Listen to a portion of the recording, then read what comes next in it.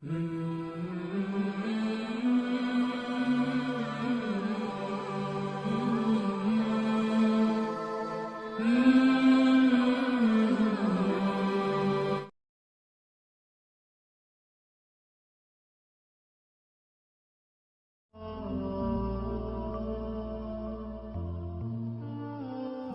اللہ الرحمن الرحیم۔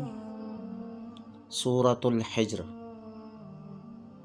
ترتیب کے لحاظ سے قرآن مجید کی 15ویں صورت ہے۔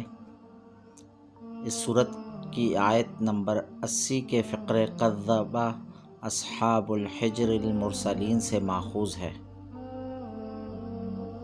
زمانہ نزول،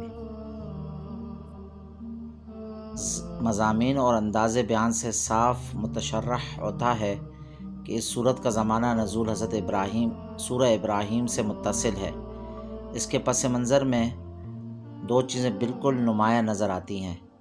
ایک یہ کہ نبی صلی اللہ علیہ وسلم کو دعوت دیتے ایک مدت گزر چکی ہے اور مخاطب قوم کی مسلسل ہڈ ہرمی، استہزاء، مزاحمت اور ظلم و ستم کی حد ہو گئی ہے، جس کے بعد اب تفہیم کا موقع کم اور تنبیہ کا موقع زیادہ ہے۔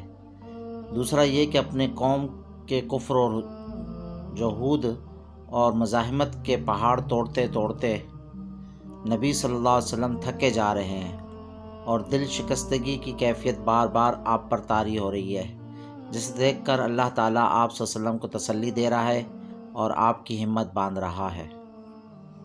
موضوع اور مرکزی مضمون، یہی دو مضمون اس صورت میں بیان ہوئے ہیں، یعنی تنبیہ ان لوگوں کو جو نبی صلی اللہ علیہ وسلم کی دعوت کا انکار کر رہے تھے اور آپ کا مذاق اڑاتے اور آپ کے کام میں طرح طرح کی مزاحمتیں کرتے تھے، اور تسلی و ہمت افزائی حضرت صلی اللہ علیہ وسلم کی۔